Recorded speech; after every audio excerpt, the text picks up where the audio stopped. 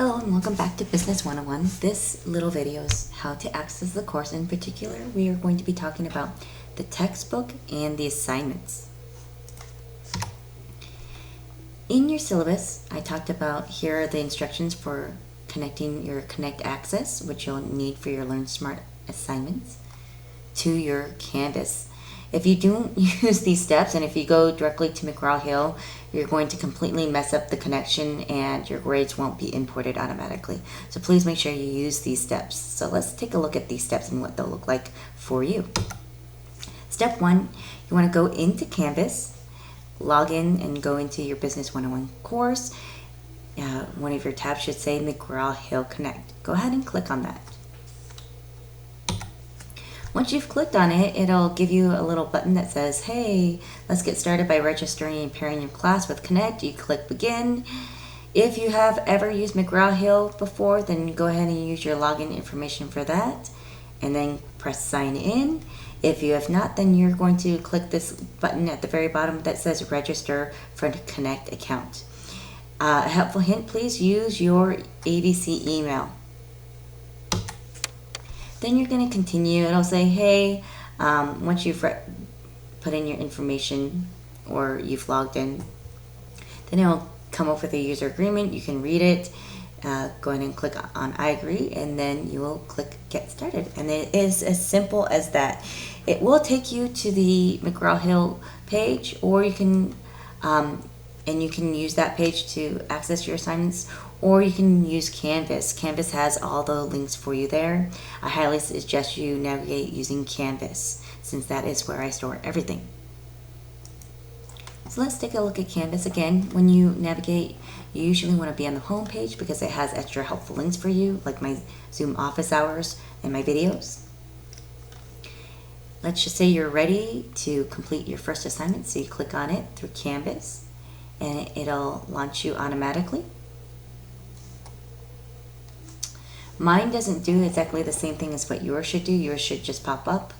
Mine does it a little bit differently because I am the instructor. So it should bring you to something that looks like this. At the bottom it should say that there's 60 items left if you haven't started it yet. If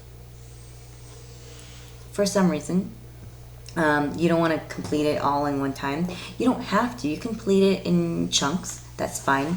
You can navigate away and then come back. If you close it, it'll just start you back off where you left off. So for me, I had already started it, so it started me at 58 items instead of 60. How does it grade this? It grades this based upon completion. So let's just say you don't know what a surface is, so you just guess. You guess this, and you're like, oh, I don't know. Well, it'll tell you that you missed it. You press OK, and it'll show you that you still have 50 items left. So it's graded based upon completion. You don't have to complete it all in one sitting.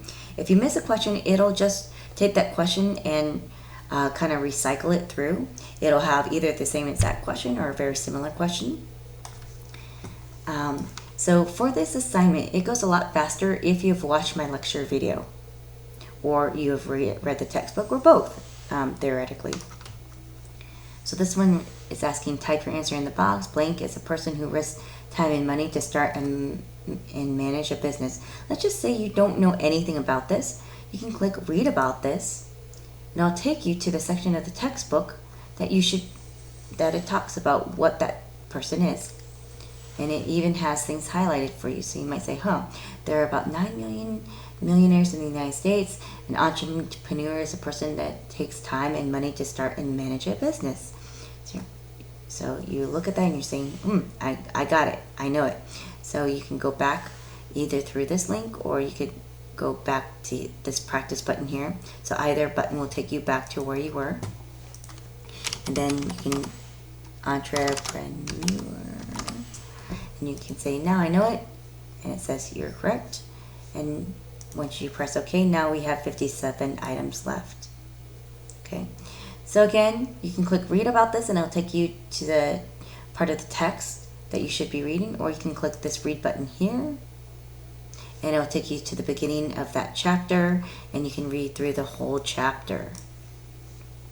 So here's the chapter. This chapter is pretty short, so you might just want to take a quick read through or watch my video. and then complete the Learn Smart. So theoretically, you should have already read the material before you complete your Learn Smart. Okay, and that is how to complete your Learn Smart assignments. Next, let's talk about how to complete your critical thinking assignments. So again, completing assignments, your Learn Smart assignments are due Wednesdays. You can complete them in chunks, and it's graded based upon percent completion of the 60 questions. You can close it down and come back to it anytime before the due date, and it'll just save where you were. Your critical thinking assignments are due Sunday, so let's take a look at those. Again, everything is through Canvas, so we can scroll down to week 1. You go to our chapter 1 critical thinking questions. It'll pop up your 5 critical thinking questions. Remember, when you are responding to this, please make sure to use your own words. You're wanting to use complete sentences. When you are using your own words, please make sure that you are not plagiarizing. So that means that you're not looking at the textbook at the same time as you're writing your answer. That's the easiest way to get deemed for plagiarism. I do check for plagiarism. That's why you submit your assignments through Turnitin.com. So how do students normally do this? Well, you can either click the submit button and copy and paste your answers right in your answers. It'll give you a text box right here at the bottom. Or the other popular way that students do this is they create a document. They copy and paste the questions, and then they can say, hey, here's the answer. The standard of living is blankety blankety blank. Make sure you use your own words. And then make sure you're answering all the pieces of the question. I do grade this based upon correct and incorrect. So this is graded based upon accuracy, not completion. Make sure you're answering all 5 questions and all pieces of each question. In addition, you're trying to use complete sentences, and you are using your own words. Once you do this, you can save it, then navigate back to Canvas, and you can either do a text submission or you can do a file upload. So the file upload is by far the most common, and that is how to complete your chapter 1 critical thinking questions. If you're having trouble, you have no idea what any of this is, and you've already read through the chapter, you might want to go back and watch the lecture video one more time. In the lecture videos, I actually have areas where I stop. Oops.